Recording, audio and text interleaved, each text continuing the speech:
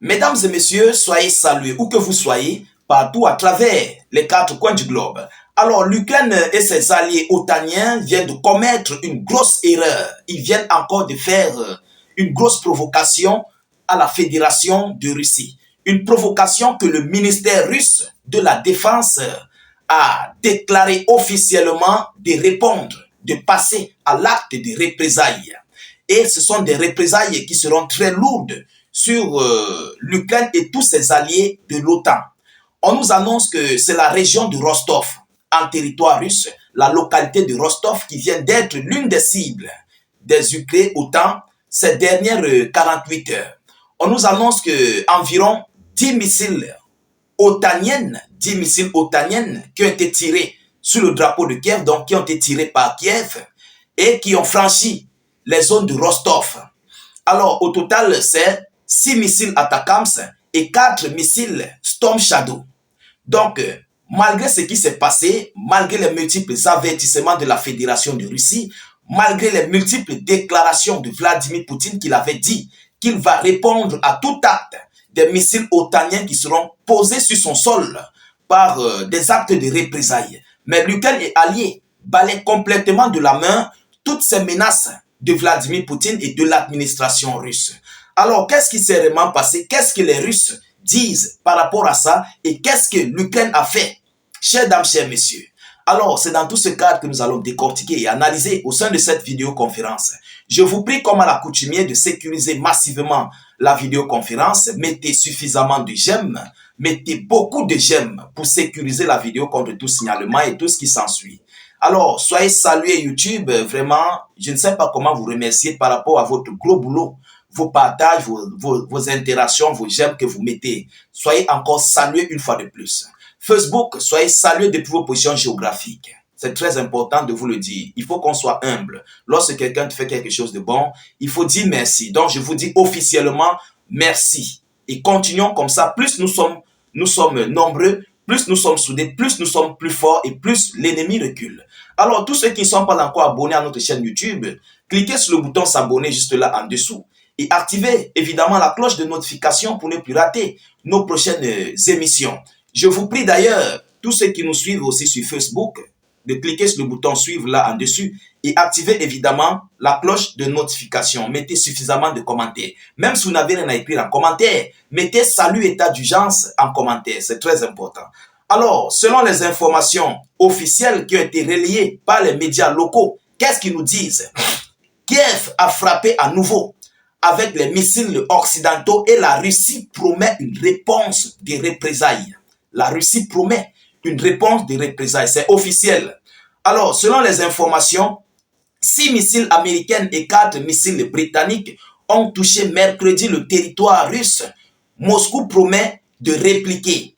Le ministère russe de la Défense a accusé jeudi, ils ont accusé jeudi l'Ukraine d'avoir mené une frappe la veille contre une usine russe à l'aide des missiles occidentaux, promettant que cela ne resterait pas sans réponse, selon la défense russe.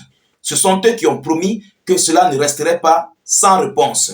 Alors, selon les informations, ces actions du régime de Kiev et soutenues par ces superviseurs occidentaux ne resteront pas sans réponse, a menacé le ministère dans un communiqué, a menacé le ministère russe de la Défense dans un communiqué. Selon cette même source, 6 missiles américains Atacams et 4 missiles britanniques Storm Shadow ont été utilisés mercredi par l'armée ukrainienne contre l'usine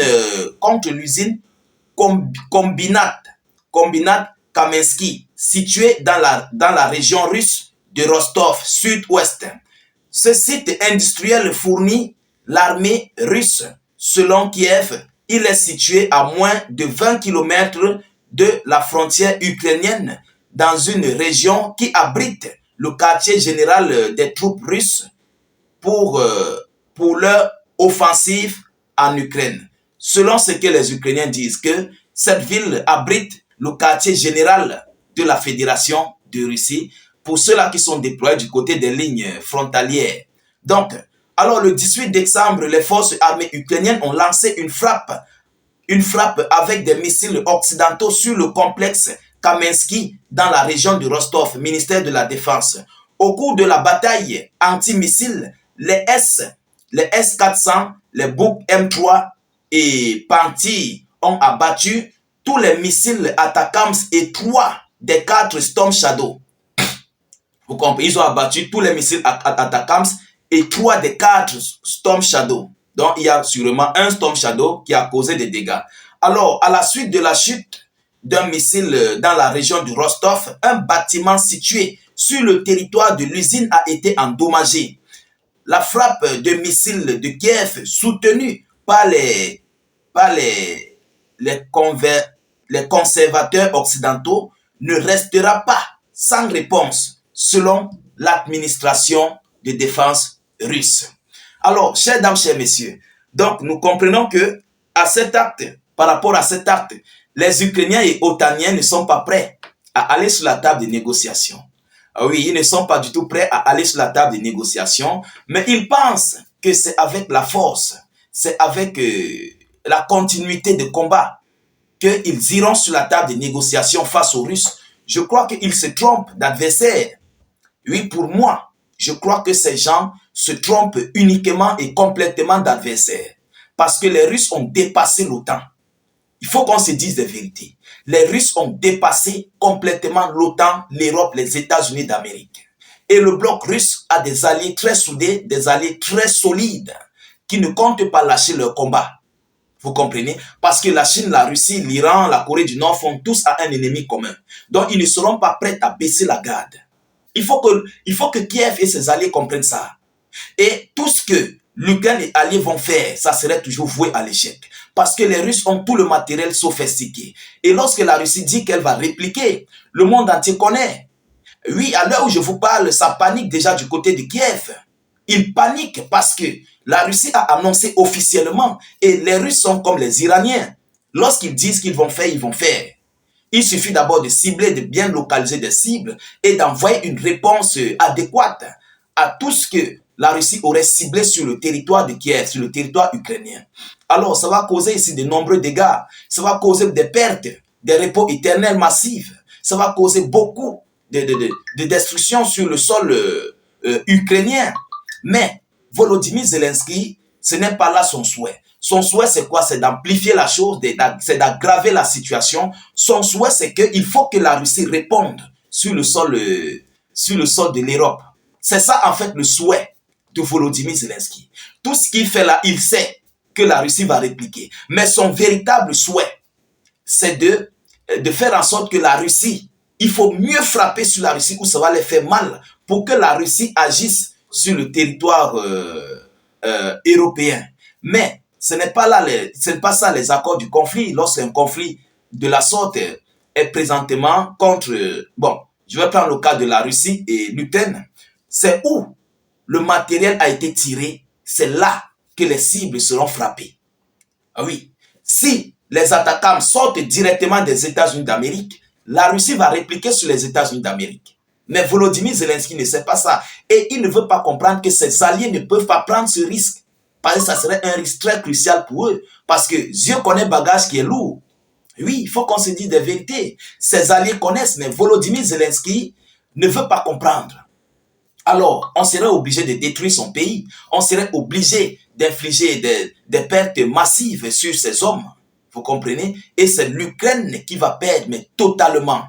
Alors, chères dames, chers messieurs, par rapport à cela, nous attendons, bien sûr, ce que la Russie serait capable de faire. Nous attendons les représailles qui vont se mettre, qui vont s'officialiser, que la Russie a promis d'envoyer à Kiev. De votre côté, continuez de partager la vidéoconférence au maximum. Continuez de la mettre surtout partout à travers le monde et sécuriser la vidéo avec un maximum de j'aime et suffisamment de cœur. Mettez beaucoup de commentaires. Même si vous n'avez rien à écrire, mettez salut, état d'urgence en commentaire ou encore vous faites des cœurs, des étoiles en commentaire, tout ce qui s'ensuit, c'est très important.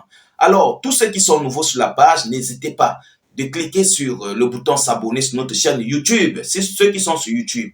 Cliquez sur suivre là en dessous et activez la cloche de notification. Ceux qui sont sur Facebook, vous cliquez là sur suivre en bleu et vous activez évidemment la cloche de notification. C'est très très important. Mettez les commentaires et surtout, n'hésitez pas de vous abonner massivement. Je vous reviens tout à l'heure pour une prochaine série d'actualités. Soyez encore salués une fois de plus. Ciao, ciao.